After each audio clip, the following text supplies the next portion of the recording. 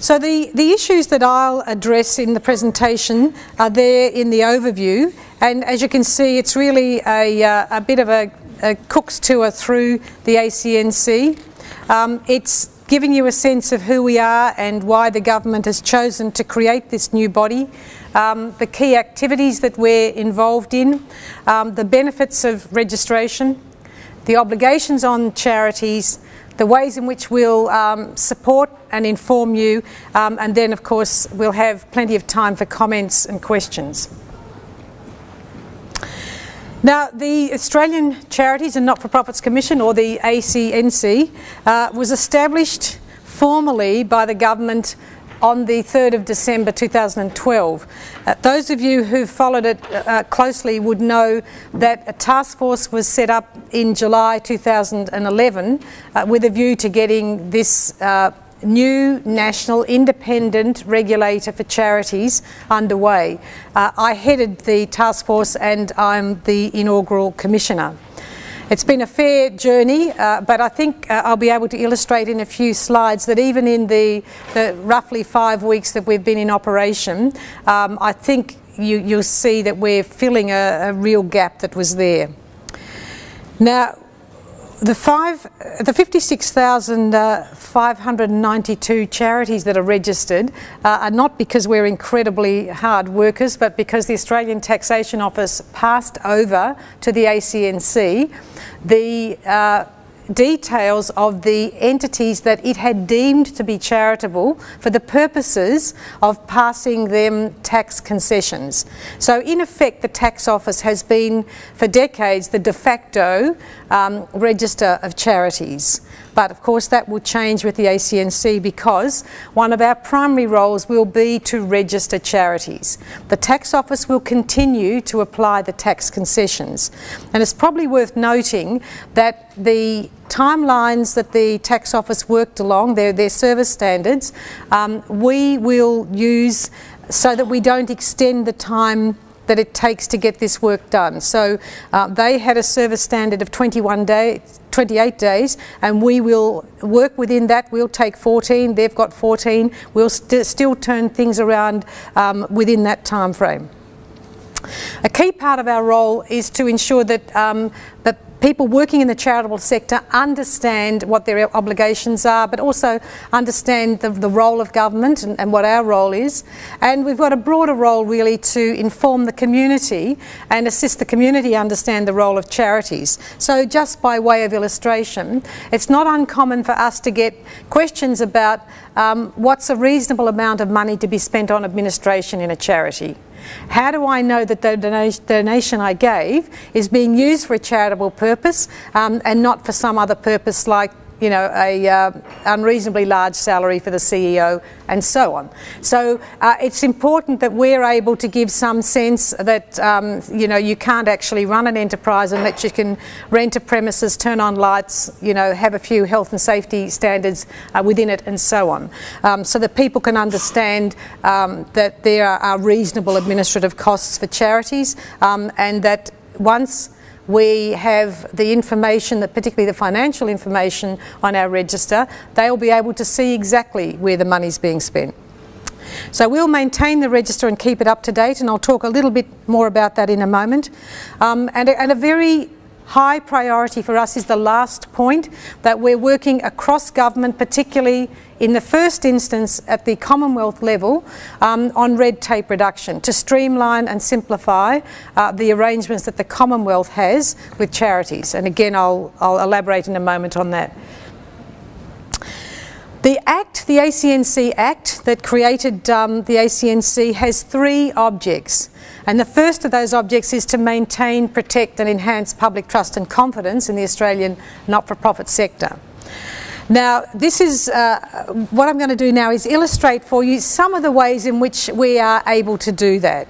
So since we got started on the 3rd of December, we have had 100% online registration. We've had about roughly 140 applications for registration, and we're just interested. People can take a paper copy, but it's probably indicative of the fact that Australians are early adopters of technology, and they're quite comfortable by and large using the online, and I think for most people it actually is a bit of a time saver.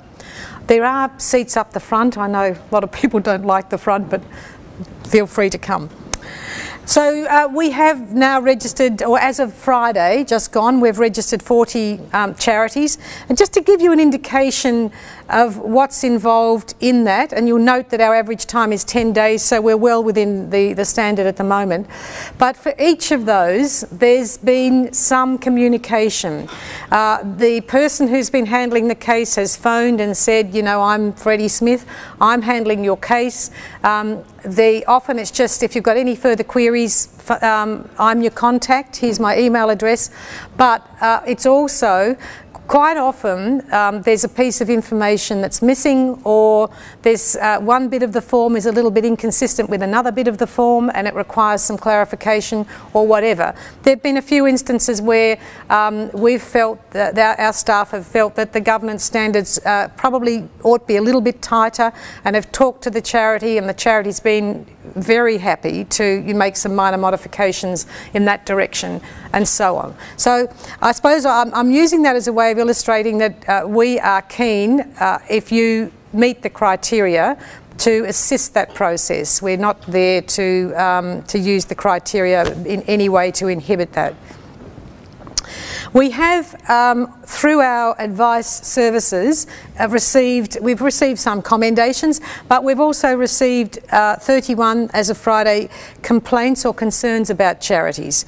Now, again, I might illustrate for you, because we do have a compliance section.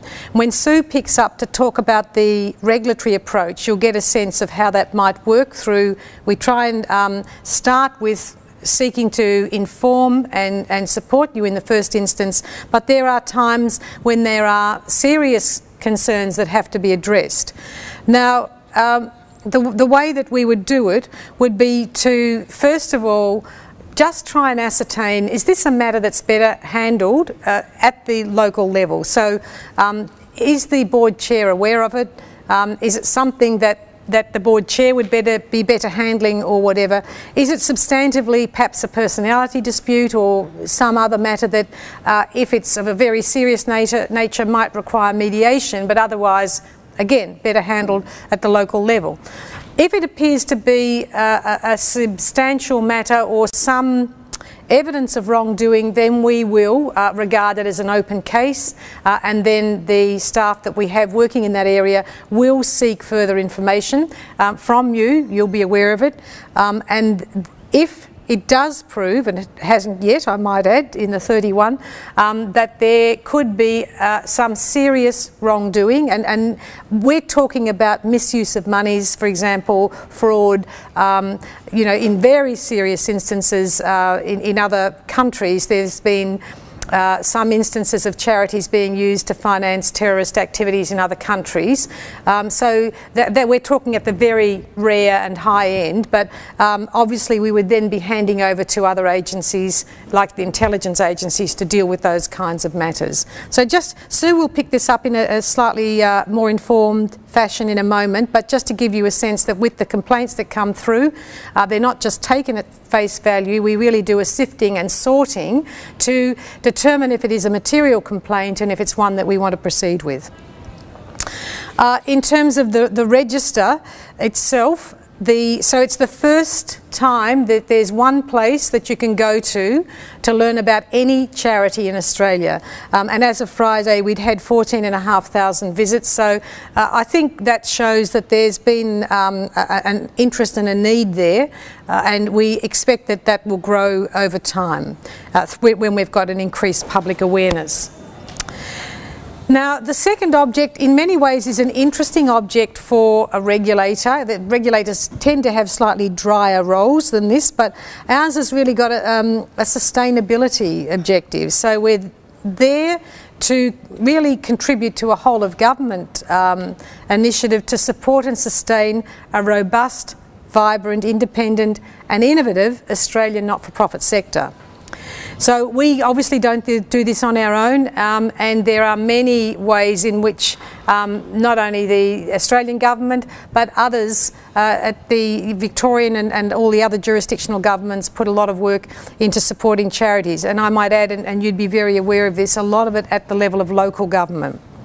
But what we do, we're open, our phone lines are open and our advice services for 12 hours from 8 a.m. to 8 p.m. Partly that, of course, is with Western Australia 3 hours behind in summer. It means that if you're going to be open for them in business hours, you need to be there until 8 p.m. I suppose this has made me aware, there's one piece of information that I didn't give you that you may not be aware of, and that is that our physical premises is in Melbourne. It's at 747 Collins Street in the Docklands. But one of the things that we've said at various presentations, it's not any advantage if you work in Spencer Street that we're in the Docklands, because we actually don't have an over-the-counter service. So I know sometimes in the other states and territories they feel as though, you know, Victoria's got a particular advantage, but because of the nature of the service we're offering, which is largely an online service with a backed up by the phone and email advice as well as these kind of regional briefings, there's not a tremendous advantage in being close by. The number of calls we've had has skyrocketed this week. That roughly 1,700 was as of Friday.